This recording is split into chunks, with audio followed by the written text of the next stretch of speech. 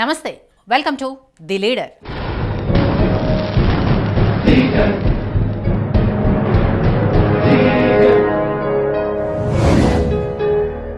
కడప జిల్లాలో రాజకీయంగా ప్రాధాన్యత కలిగిన నియోజకవర్గాల్లో ప్రొద్దుటూరు ఒకటి. ఇక్కడి నుండి రాచమల్లు శివప్రసాద్ రెడ్డి ఎమ్మెల్యేగా ఉన్నారు. గత ఎన్నికల్లో వైసీపీ నుంచి బరిలో నిలిచిన ఆయన టీడీపీ అభ్యర్థి నంద్యాల వరదరాజుల రెడ్డిపై విజయం సాధించారు. గత 5 ఏళ్లుగా ఎమ్మెల్యేగా ఉన్న రాచమల్లు శివప్రసాద్ రెడ్డి నియోజకవర్గానికి చేసిందేంటి? ఇచ్చిన హామీలు నెరవేర్చగలిగారా లేరా?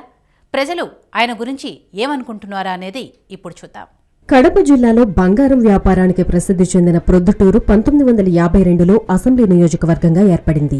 అప్పటి నుంచి ఇప్పటి వరకు 13 సార్లు ఎన్నికలు జరగ్గా అత్యధికంగా కాంగ్రెస్ 7 సార్లు విజయం సాధించింది. టీడీపీ 2 సార్లు, స్వతంత్రులు 3 సార్లు గెలుపొందగా గత ఎన్నికల్లో వైసీపీ విజయం సాధించింది.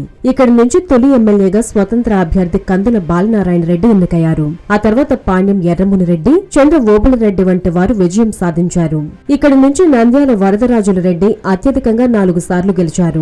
85లో టీడీపీ నుంచి తొలిసారి గెలిచిన ఆయన ఆ తర్వాత కాంగ్రెస్ లో చేరి ఆ పార్టీ నుండి 4 సార్లు విజయం సాధించారు. అయితే గత 2 ఎన్నికల్లో ఆయన ఓటమి చవిచూశారు. గత ఎన్నికల్లో వైసీపీ నుంచి తొలిసారి బరిలో దిగిన శివప్రసాద్ రెడ్డి సీనియర్ నేత వరదరాజుల రెడ్డిపై నెగ్గి అసెంబ్లీలో అడుగుపెట్టారు. కౌన్సిలర్గా రాజకీయ జీవితాన్ని ప్రారంభించిన రాచమల్లు గత ఎన్నికల్లో అనూహ్యంగా వైసీపీ టికెట్ దక్కించుకున్నారు.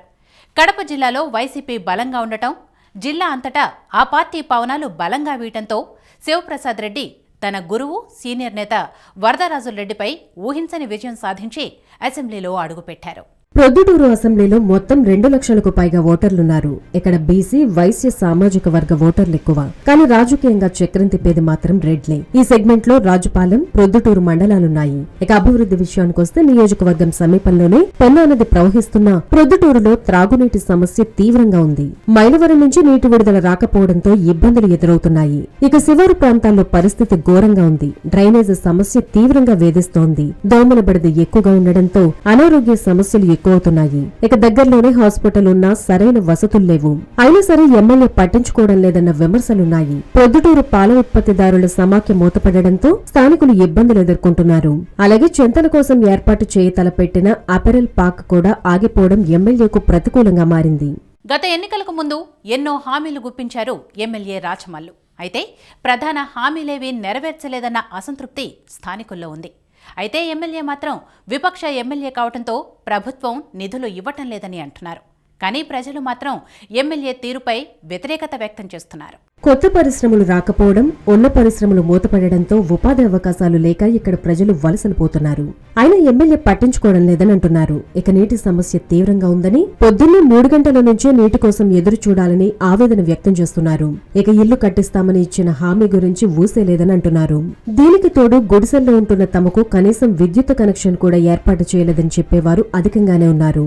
మంచినీటి కోసం నిర్మించ తలపెట్టిన పెన్నా, కుందు కాలువ వలన రైతుల మధ్య గొడవలు జరుగుతున్నాయి. ఎవరికి అనుకూలంగా వారు రూటు మార్చుతుండటంతో అనవసరమైన చోట కూడా రైతులు భూములు కోల్పోవడం పట్ల వ్యతిరేకత వస్తోంది. వీటిపై ఎమ్మెల్యే ఏమాత్రం శ్రద్ధ చూపడం లేదని అంటున్నారు. మొత్తంగా చాలా సమస్యలు అలానే ఉన్నాయి. కౌన్సిలర్గా చురుగ్గా పనిచేసిన రాచమల్లు ఎమ్మెల్యేగా ఆ స్థాయిలో పనిచేయటం లేదన్న విమర్శలున్నాయి. ఇక రాజకీయంగా చూస్తే వైసీపీ క్షేత్రస్థాయిలో బలంగానే ఉంది. అయితే టీడీపీలో బలమైన నేతలు ఉండటం ఎమ్మెల్యేకు ప్రతికూలంగా ఉండవచ్చు. అయితే అధికార పార్టీలో వర్గపోరు రాచమల్లుకు సానుకూలంగా మారుతుంది. హలో, మిమ్మల్నే. యోయో టీవీ యాప్ డౌన్లోడ్ చేసుకున్నారా? ఇంకా లేదా? మీ యాప్ స్టోర్ కి వెళ్ళి వెంటనే డౌన్లోడ్ చేసుకోండి. ఈ వీడియో గనుక మీకు నచ్చినట్లయితే లైక్ చేయండి, షేర్ చేయండి అండ్ సబ్స్క్రైబ్ చేయండి.